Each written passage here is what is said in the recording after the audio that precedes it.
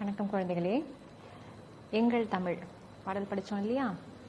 அந்த பாடம் புத்தகத்தில் இல்லையே அப்படின்னு நிறைய பேர் சுட்டி காட்டியிருந்தீங்க. ஆனாலும் பாடத்திட்டத்தில் அந்த பாடல் மாதிரி சில பாடல்கள், தமிழை போற்றும் பாடல்கள் நீங்கள் கற்றுக்கொண்டு பாட வேண்டும் அப்படிங்கிறது இருக்கிறதுனால அந்த பாடலை படிச்சுக்கலாம். சரியா? இன்றைக்கி நம்ம மேலும் ஒரு பாடல் தான் பார்க்க போகிறோம். அந்த பாடல் ஒரு கதை பாடல்.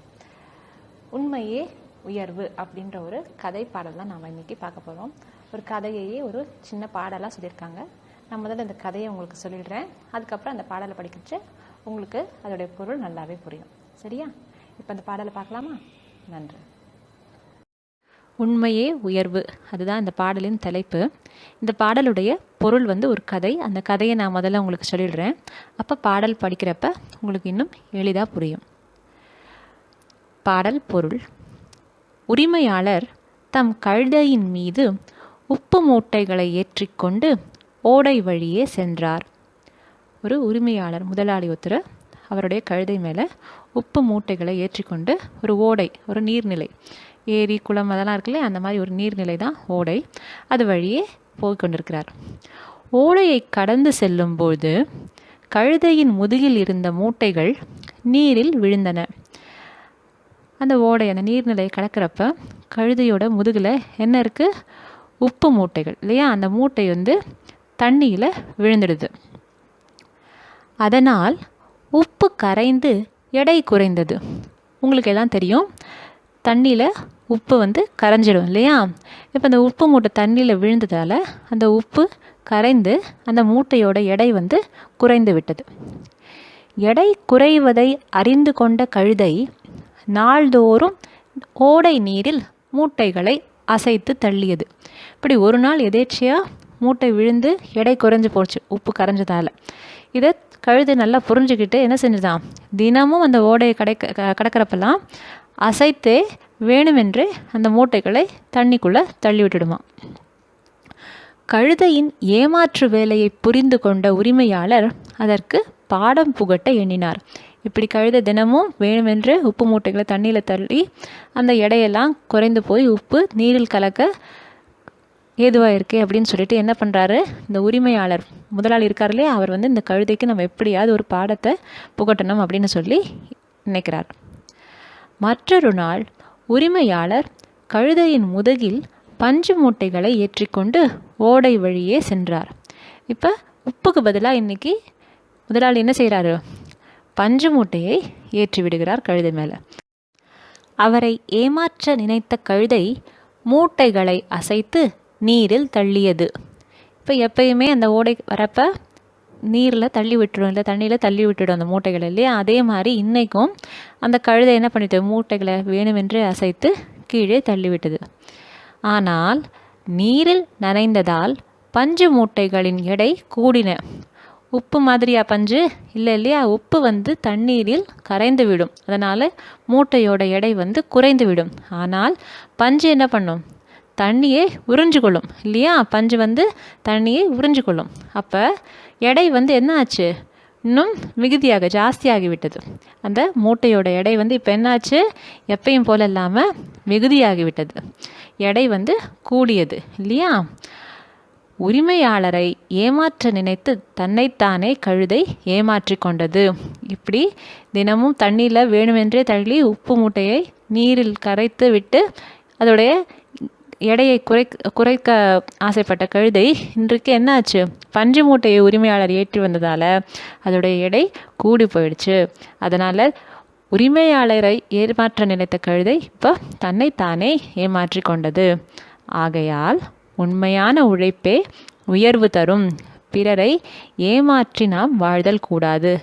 அதாவது எப்பயுமே உண்மையாக நடந்து கொள்ள வேண்டும், இந்த மாதிரி ஏமாற்றி பிழைக்கக்கூடாது அப்படின்ற ஒரு கருத்தோட இந்த கதையை நம்மளுக்காக சொல்லியிருக்காங்க. இப்போ இதுதான் இந்த கதை. இதை இப்போ நம்ம பாடலாக படிக்கலாம். புரிஞ்சுது இல்லையா குழந்தைகளே? நன்று. இப்போ இதே கதையை தான் நாம் பாடலாக படிக்க போகிறோம். இந்த பாடலில் ஓசை நயத்துக்காக நான் சில இடங்களில் வார்த்தைகளை பொருள் மாறாமல் மாற்றிருக்கேன். நீங்கள் எப்படி பாடினாலும், புத்தகத்தில் இருக்க மாதிரி பாடினாலும் சரி, நான் சொல்லிக் கொடுக்குற மாதிரி பாடினாலும் சரி, இதனால் பொருள் மாறாது. சரியா? பார்க்கலாமா? உப்பு மூட்டை சுமந்துதான் கழுதை ஒன்று வந்தது. ஓடை கடக்கும் நேரத்தில் நீரில் மூட்டை விழுந்தது. நீரில் உப்பு கரைந்தது. எடை குறைந்து போனது. நனைந்த மூட்டை அதனையே கழுதை முதுகில் ஏற்றியே. உரிமையாளர் கழுதையை வேகமாக ஓட்டினார். உப்பு எடை குறைந்ததால் கழுதை மகிழ்ந்து சென்றது. நாளும் உப்பு மூட்டையை கழுதை மீது ஏற்றினார்.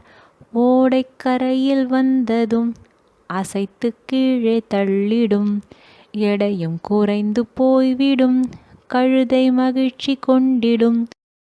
புரிந்து கொண்ட உரிமையாளர் பாடம் புகட்ட எண்ணினார். இப்போ இது வரைக்கும் இந்த கதையில் என்ன நடக்குது? இந்த உப்பு மூட்டையை சுமந்துக்கிட்டு இந்த கழுதை தினமும் உரிமையாளரோட போகுது. அப்போ வழியில் இருக்கிற ஓடையில் இந்த உப்பு மூட்டை ஒரு நாள் தவறுதலாக விழுந்து தண்ணியில் உப்பு கரைஞ்சிடுது. அதனால் அந்த மூட்டையோட எடை குறைஞ்சி போயிடுது. இந்த உப்பு மூட்டை எடை குறைஞ்சது கழுதைக்கு ரொம்ப எளிதாக இருக்குது சுமக்கிறதுக்கு. அதனால் என்ன பண்ணுது, தினமுமே அந்த ஓடை வர்றப்ப உப்பு மூட்டையை வேணும்னே கீழே தள்ளி விட்டுடுது. அந்த தண்ணியில் உப்பும் கரைஞ்சி போயிடுது. அதனால் எடை குறைஞ்சி போயிடுது. இது தினமும் நடக்கிறதால இது பார்க்குறதுக்கு உரிமையாளருக்கு புரிஞ்சிடுச்சு. இந்த கழுதை தினமும் வேணுமென்று இந்த மாதிரி உப்பு மூட்டையை தண்ணியில் போட்டுடுது அப்படின்னு சொல்லிட்டு. இதனால் அவருக்கு நஷ்டம் இல்லையா? உப்பு எடை குறைஞ்சி போயிடுச்சுனாக்கா அவருக்கு நஷ்டம் இல்லையா உரிமையாளருக்கு? அதனால் என்ன செய்கிறார், அடுத்த நாள் இந்த கழுதைக்கு ஒரு பாடம் புகட்டணும் அப்படின்னு சொல்லி நினைக்கிறார். இது வரைக்கும் கதை புரிஞ்சுது இல்லையா? சரி, இப்போ மேலே பார்ப்போம். அடுத்த நாளும் வந்தது. பஞ்சு மூட்டை ஒன்றையே கழுதை மீது ஏற்றினார். ஓடைக்குள்ளே வந்ததும் அசைத்து கீழே தள்ளிற்று. எடை குறையும் என்றுதான் உப்பை போல நினைத்தது. நீரில் நனைந்த பஞ்சுகள் எடையும் அதிகம் ஆனது. உரிமையாளர் மூட்டையை கழுதை முதுகில் ஏற்றினார். கனத்த மூட்டை அழுத்தவே கழுதை வருந்தி அழுதது. உண்மையான உழைப்புதான் வாழ்வில் உயர்வை தந்திடும். ஏய்த்து பிழைக்க எண்ணினால் என்றும் இல்லை வெற்றியே. இப்போ என்னாச்சு கதையில்? அடுத்த நாளில் பஞ்சு மூட்டை ஒன்றை கழுதை மேலே ஏற்றுறாரு. எப்பயும் உப்பு மூட்டை ஏற்றுவார். உப்பு தண்ணியில் கரைஞ்சிடும் இல்லையா? இந்த தடவை கழுதைக்கு பாடம் புகட்டணுன்றதுக்காக பஞ்சு மூட்டை ஒன்றை அந்த கழுதை மேலே ஏற்றிடுறாரு. எப்பயும் போல் ஓடை வந்ததும் அசைத்து அந்த பஞ்சு மூட்டையை தெரியாமல் கீழே இந்த தண்ணியில் தள்ளிடுது கழுதை. இப்போ உப்புன்னு நினச்சி தள்ளிட்டதுனால அந்த கரையும் இன்னும் மூட்டை எளிதாகிடும் உனக்கு சுமைக்கிறதுக்கு அப்படின்னு நினச்சி தள்ளின அந்த மூட்டை. ஆனால் என்ன ஆச்சு, பஞ்சு மூட்டையாக போகவே பஞ்சு தண்ணி எல்லாம் உறிஞ்சிக்கிட்டு, அதனால் மூட்டை இன்னும் இப்போ அதிக கனமாயிடுச்சு இல்லையா? அந்த கனத்த மூட்டை சுமக்க முடியாமல் போய் கழுதை வருந்தி அழுதுதான். இதனால் என்ன சொல்கிறாங்க, உண்மையான உழைப்பு தான் வாழ்வில் உயர்வை தரும். இதை நீங்கள் கட்டாயம் எப்பயுமே மனசில் ஞாபகம் வச்சுக்கணும் குழந்தைங்களா. உழைக்கிறதுக்கு என்றைக்குமே நம்ம அஞ்சவே கூடாது. எல்லாரும் சிறிய வயதிலிருந்தே இந்த கடின உழைப்புக்கு அஞ்சாமல் இருந்தீங்கன்னா கட்டாயம் வாழ்க்கையில் வெற்றி பெறலாம். அப்படிங்கிறதுனால தான் உங்களுக்கு இதை பாடமாக கொடுத்துருக்காங்க. பாடல் பிடிச்சிருக்கும்னு நினைக்கிறேன். இந்த பாடலையும் நீங்கள் படித்து எனக்கு ஒரு ஆடியோ செய்தியாக பகிர்ந்து கொள்ளுங்கள். சரியா? நன்றி மாணவர்களே. இப்போ இந்த பாடத்தில் இருக்கிற செயல்பாடுகளையும் பார்க்கலாம். இதில் கேள்வி பதிலாம் இல்லை, 2 அல்லது 3 செயல்பாடுகள் தான் இருக்குது. எல்லாமே ரொம்ப எளிமையான செயல்பாடுகள் தான். முதலாவதாக சரியான விடையை தெரிவு செய்வோமா அப்படிங்கிற பகுதி. இதில் முதல் கேள்வி, சுமந்து இச்சொல்லின் பொருள் டேஷ். சுமந்து இச்சொல்லின் பொருள் டேஷ். உங்களுக்கே தெரியும், சுமந்து அப்படின்னா தாங்கி செல்வது இல்லையா? அந்த மூட்டையை சுமந்து அப்படின்னு சொல்கிறாங்க இல்லையா இந்த கதையில். சுமந்துக்கு சரியான பொருள் தாங்கி. தாங்கி தான் சரியான விடை. இரண்டாவது கேள்வி, வேண்டுமென்று இச்சொல்லை பிரித்து எழுத கிடைப்பது. வேண்டும் என்று இச்சொல்லை பிரித்து எழுத கிடைப்பது டேஷ். வேண்டும் கூட்டல் என்று, இதுதான் சரியான விடை. எதனால் இது சரியான விடை? இம் அப்படிங்கிற மெய்யெழுத்தும் ஏ அப்படிங்கிற உயிரெழுத்தும் சேர்ந்தால் என்ன ஆகும்? மே உயிர்மெய் இல்லையா? அப்போ வேண்டும் மென்று அப்படின்னு மாறுது. கரெக்டா? இப்போ அதனால் ஆ வேண்டும் கூட்டல் என்று என்பது தான் சரியான விடை. 3வது கேள்வி, நினைத்தது இச்சொல்லிற்குரிய எதிர்ச்சொல் டேஷ். நினைத்தது இச்சொல்லுக்குரிய எதிர்ச்சொல் டேஷ். பொருள் கேட்கல, எதிர்ச்சொல். கவனமாக படித்து விடை எழுதணும். நினைத்தது அப்படின்னா ஞாபகம் வச்சுக்கிறது இல்லையா? அதுக்கு எதிர்ச்சொல் அப்போ என்ன? மறந்தது. அதுதான் அதனுடைய எதிர்ச்சொல். மறந்தது அதுதான் சரியான விடை. புரிஞ்சுது இல்லையா? சரி, நன்று. இப்போ அடுத்த செயல்பாட்டுக்கு போகலாம்.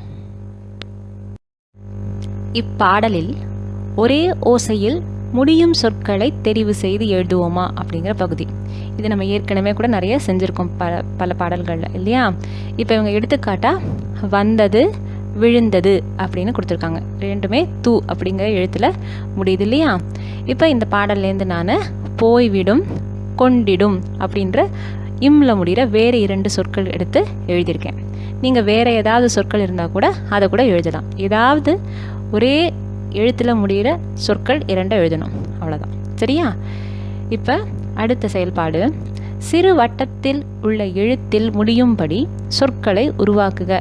இது ரொம்ப எளிமையான ஒரு செயல்பாடு. கு த உ ஓ ஏ க அப்படிங்கிற எழுத்துக்கள் கொடுத்துருக்காங்க. நடுவில் டை அப்படிங்கிற ஒரு எழுத்து கொடுத்துருக்காங்க இல்லையா? இப்போ அதை 2த்தையும் இணைச்சு நாம் புதிய சொற்கள் உருவாக்கணும், அவ்வளோதான்.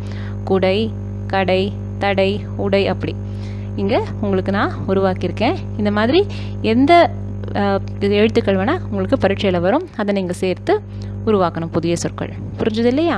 நன்று.